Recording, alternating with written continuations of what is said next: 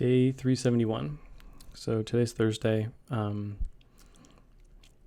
sister's flying in tonight to help us pack and get organized and stuff, and she's been super nice to help us pack and then help us get settled before and after this craziness. My wife is not feeling great. She's we got I think we got 2.5 weeks till this baby comes, so it's been really just trying to get stuff off the to-do list, and I don't know. It's there's a lot, a lot going on, but it's been good though. It's been good.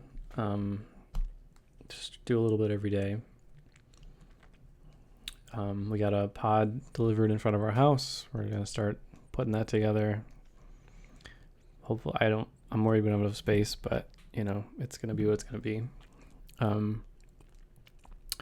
But we now officially have interns for Pad Stats. So we had some people reach out to us about getting an internship with a startup, and so then we reached out to some other people, and it's kind of crazy actually. There's been quite a few people that really wanted to help us in some way, so we're kind of sorting out how to do that, and weighing if it's going to slow us down or not. But I don't know. It's interesting. It's I don't know. We'll see. I think I'll know in a month if this was a good idea or a bad idea, but we'll find out. But we're kind of stuck right now. I got to push out this last version. I got to push out a version so that we can start charging people. We're like super close, and I think it's just hard to do the last push to get this done, but I think I'm going to do it today or tomorrow and see what happens. What's the worst that can happen, But, yeah. I've been watching a lot of Paul Graham videos lately. It's interesting. Like, when I think about, I watched a lot of Michael Seibel for probably a week or two, and he's the best. I love him. He's just one of the best humans I've ever, watched, I guess I should say. I've never met him. And I think he's really, really, really good about the what. He answers the question of what. What do you do? What do you do to this? What do you do to that? How do you do this? What? It's a lot of what. And I think he's giving you the instructions a lot of times of what to do with your startup. But then I accidentally watched a Paul Graham video. And I feel like Paul Graham, he's an interesting character. I just feel like he thinks in startup talk. Like I was gonna say, like, I think he thinks in like the process of learning. He thinks in like terms of what the thought should be before you have an opinion about something, and it's very interesting. Like he has this example. He's very like up in the clouds thinking, and at first it's like you kind of go, what's this guy talking about? It's like it doesn't make any sense. But then when you like kind of distill it down, what he's doing is he's doing the same thing as the NVIDIA CEO, which is just kind of like logicking his way through the question or the problem without putting unnecessary barriers on what the logic ends up as. Like he kind of just lets the logic flow. Even if it's some nonsensical example or analogy, he still follows the logic through it. And I'm finding it really interesting to follow his logic. He has this really funny example where somebody asked him a question from a million years ago that was like, what do you think the future of music is? Because, at the time in whatever, 2010 or something, there was, Apple Music, and you could buy everything for $1, and that was kind of disrupting this whole record business. And he gave this like insane answer off the cuff. It's just like, he's like, when when you walk through a bakery or a shopping mall or something, and you smell the food that's being made all around you, do you expect to be charged for that? Because that's how I think about music. This is him talking. That's how I think about music right now. It's like it's kind of flowing all around us, and it seems like in the past there was like a guy on the moon that was like selling us smells, and we could only get so many of them, and he would have to push all of them to us, and so we would pay per smell. But now there's kind of just smells everywhere around us all, and you can share a file of music MP3 with anybody. You can email it to them, put it on a flash drive. It's like smells are kind of all around us. Files are all around us. There isn't really a gateway preventing us from sharing the smell or sharing the song or something. And the man on the moon is really mad that he's not in control anymore. And then he kind of trails off, and it's like, first of all, it's a ridiculous example, but or analogy, but like I don't know. It got me like really thinking that I think I need to be a lot more creative with my thinking and my analogies and my logic. I think there's a lot to be investigated, and I don't know. I think I'm still processing through his logic, but I think it's really interesting. Because, I mean, obviously he started Y Combinator. Obviously he can pick out startups pretty well. Obviously he can distill things into simple terms very well. I think if anything, I'm trying to take something over here and move it over here. I'm trying to take Uber and make it somewhat different Uber, but like, I'm trying to take an already existing idea and tweak it and get some sort of value from it. And I don't think that's wrong. I think that's what I've been taught to do everywhere, in life and in school. But I think it works the best when you don't take Uber and try to make Uber for pets or whatever, or, something like that. I think it's when you take a nonsensical idea that like smells on the moon and make it about music. I think in some ways his logic is reversed. Like he doesn't take the problem for what it is. He kind of like makes a nonsensical analogy in order for himself and maybe the conversation to become more creative and unfocused. Like it's almost like he's trying to add unfocus to the answers to focused questions, and he's trying to add creativity and just cartoons into it. He's trying to just like be childlike in some ways. He's trying to add child logic to it, and I think it's I think it's good because I think it addresses a lot of the argument, which is like the lazy person wins. The lazy customer, whatever, like the laziest, we always kind of stoop to the laziest thing we can possibly be. That's kind of our human nature.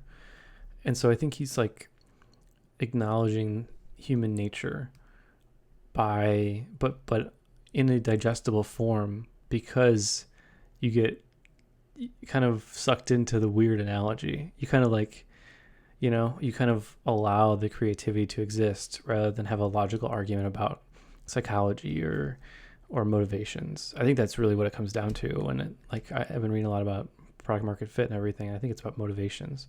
How do we, I think we have to start with market. Everyone says start with market, but if we start with market, it is what it is, I think there. But within that too, it's like motivations of customers. What do they want? But specifically, how do they want it? I think I'm all over the place today, but I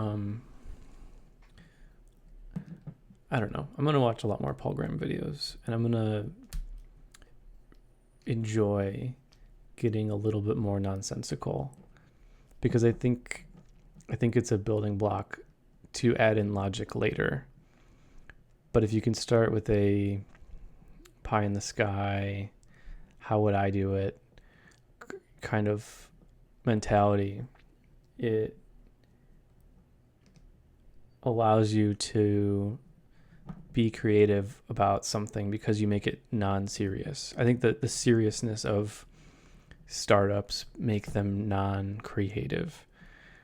And he does a lot of these like examples and analogies where it's like,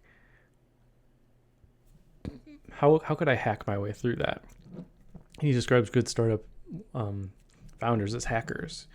And I wouldn't categorize myself as a hacker per se. I don't like hack things, but I don't know. I optimize, I life hack, I guess, my way through everything. I think I'm decently good at it. That's the interesting part. I'm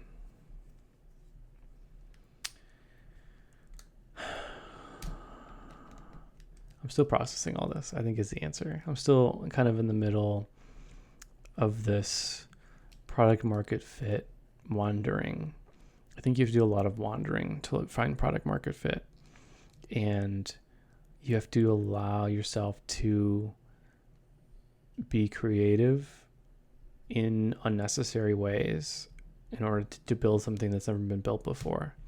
But it's hard because you need like your team members to like allow you to be creative and wander while you're going, you know, but it's hard because it's like, you kind of sound like you're on the moon, you know?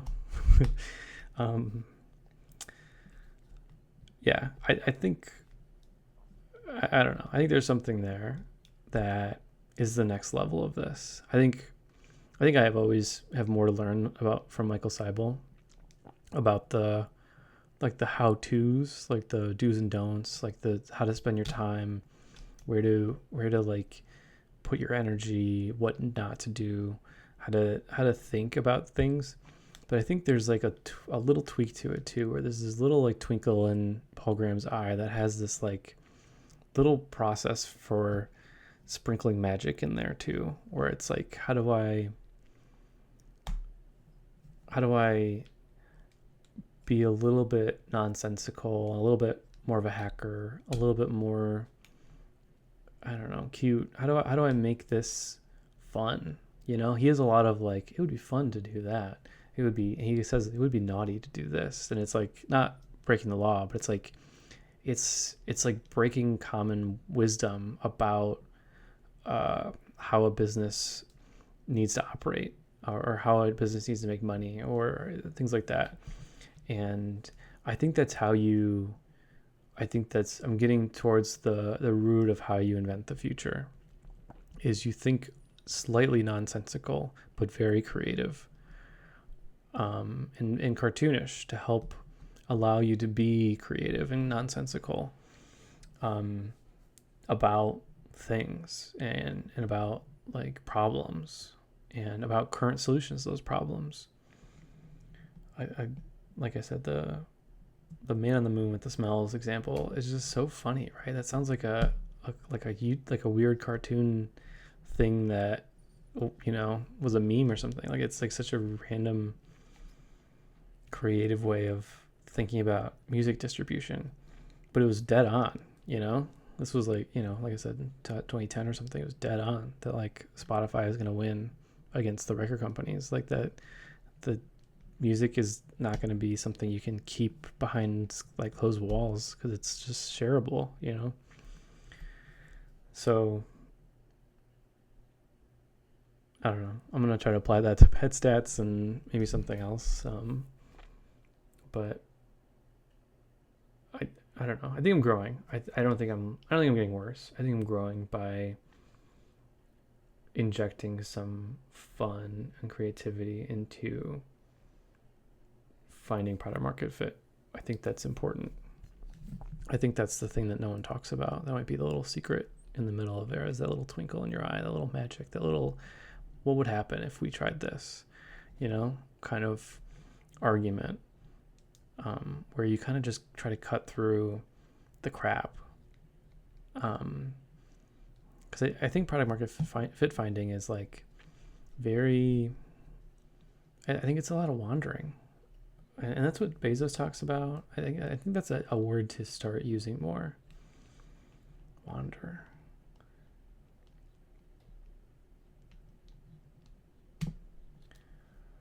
yeah. So I've been going on a lot more walks lately. After I put the kids to bed, I try to go for a walk for like 20 minutes, 30 minutes and just wander. Just try to think of things in new ways. And I seem to be more creative when I'm walking. For whatever reason, I can let my mind wander while I'm wandering, I guess. But I don't know. I'm sure that wasn't very comprehensible. So it is what it is for today. So that's where I'm at today. Less useful than usual, but maybe not. I guess I will say, last thing I'll say is like I'm definitely a process thinker. I think in processes, and I think I've been kind of avoiding that, but kind of just not thinking it was applicable to startups. But now I'm fully invested in thinking about what is the process of going from 0 to 1, or the process of going from, non-product market fit to product market fit. And I think it's easier like said than actually like done. Like it's actually like in real life. How does one create a process for this or learn the process for this, you know? And I think that's something that being a process thinker is going to make me very powerful once I figure out the process. I just got to keep poking at it and figuring out like, what did they do this time? What did they do then? At what point did they do this? At what point did they do that? How did they go from this to that? You know, how did they go from, and I think there's something there where there's like this, I'm not saying there's a magical secret or something, but I think there's some ways to head towards product market fit, not away from it. You know, I think there's ones that are talked about a lot that people still don't follow, which is like, launch fast, iterate, talk to your customers. I think all of that is relevant. But I think there's something too about like finding the right idea of what to work on, that I think Paul Graham has got a little bit better sense of like that twinkle in his eye magic of like, what would happen if, to kind of start to kick off what the product even is. Like before you start looking for the market to fit it in, or maybe start with the market and say, what would happen if, and then start heading towards a product. So maybe, I don't know, maybe that might be a better way actually. But yeah, I've been thinking about process a lot because I'm really nailing down all of our pad stats processes pretty well. Right? We're cutting out a lot of crap in the cleaning of data and everything, and I think we have a ways to go, but I really am enjoying it. I'm really enjoying making things efficient and accurate and autonomous. They work while I sleep all night, all day and all night. Our computers are running, calculating stuff for us. It's amazing. It's very cool. I feel so powerful doing it, building stuff that works without me touching it. It's the coolest thing ever, actually. So, all right. But anyways, that's where we're at on our journey. Yeah. See ya.